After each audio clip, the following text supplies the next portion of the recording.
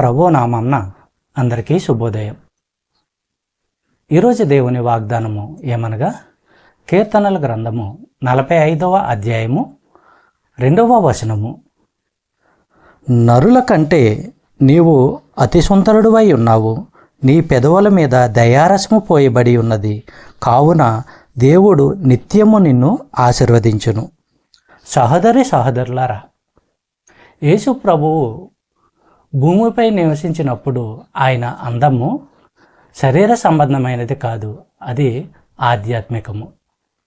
ఆయన పెదవులపై దయ పోయబడింది. ఆయనకు నీతి న్యాయాలు అంటే ఎంతో ఇష్టము, దుర్మార్గత అంటే ఆయనకెంతో అసహ్యము. అందువలన తండ్రి అయిన దేవుడు ఆయనకు శాశ్వతమైన దీవెనలు ఇచ్చాడు.